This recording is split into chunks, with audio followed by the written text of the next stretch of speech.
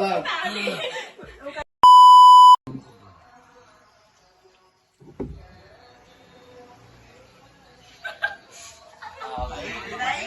Kalau kau terawih bang.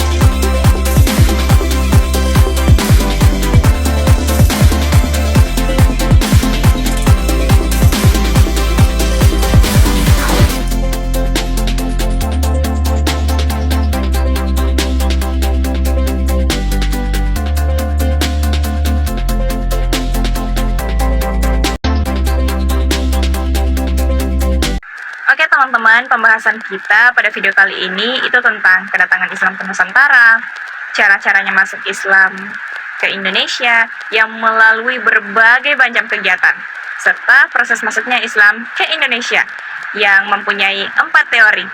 Watch now. Kedatangan Islam ke Nusantara mempunyai sejarah yang panjang.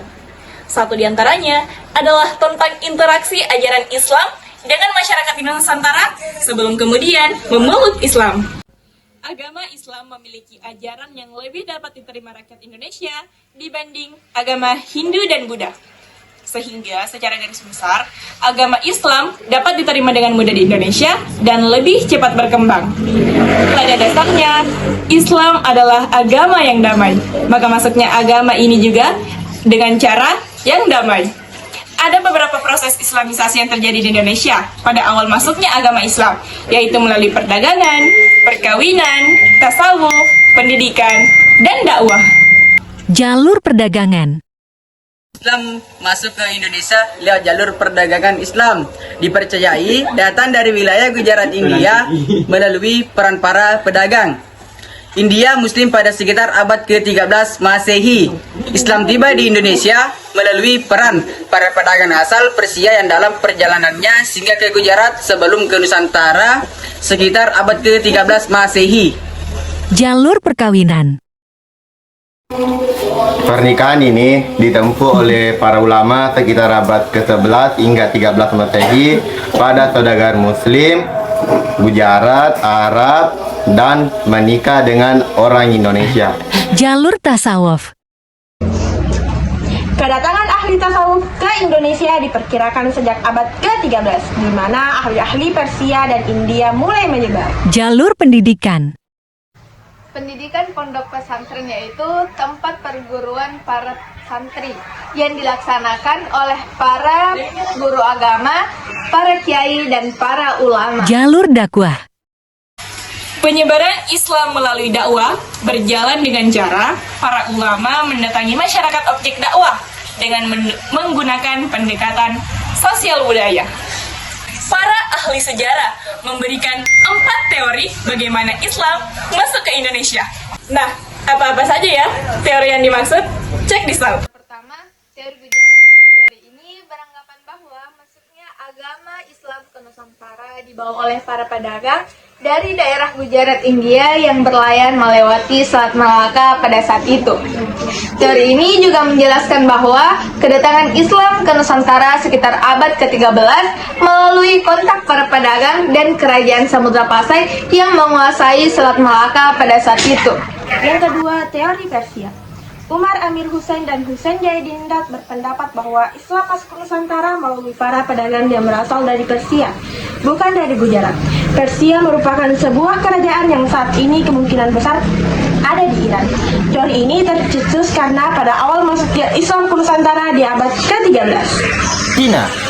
Teori ini berpendapat bahwa migrasi masyarakat Muslim Cina dari kota ke Nusantara, khususnya Palembang, pada abad ke-9 menjadi awal mula masuknya budaya Islam ke Nusantara. Hal ini dikuatkan dengan adanya bukti bahwa Raden Patah, Raja Demak adalah keturunan Cina, penulis gelar Raja-Raja Demak dengan istilah Cina, dan catatan yang menyebutkan bahwa Padangan Cina ialah yang pertama menduduki pelabuhan-pelabuhan di Nusantara. Teori Mekah. Dalam teori ini dijelaskan bahwa Islam di Nusantara dibawa langsung oleh para musafir dari Arab yang memiliki semangat untuk menyebarkan Islam ke seluruh dunia pada abad ke-7. Hal ini diperkuat dengan adanya sebuah perkampungan di Barus, Sumatera Utara yang dikenal dengan nama Bandar Khalifah. Nah, teman-teman, itu tadi sedikit penjelasan bagaimana Islam masuk ke Indonesia. Terima kasih teman-teman telah melihat video ini.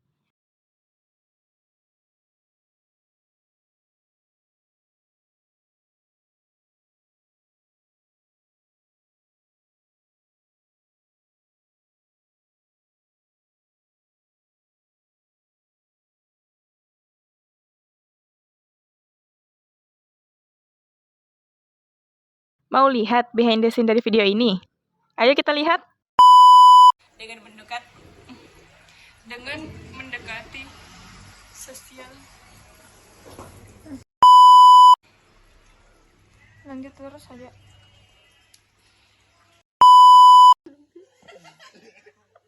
Ya, lanjut. 3, lihat aja kameranya. Nah. Ya. Mulai nih. Ulangi.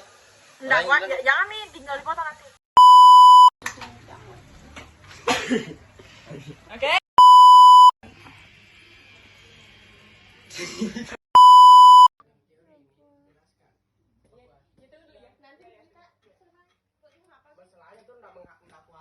Tapi pelan-pelan kok. Yang aku bersuara. Teori pertama. Nah, teori pertama Islam ke Nusantara di abad ke-13.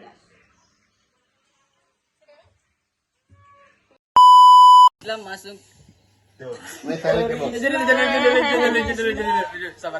Bombastic side eye, criminal offensive side.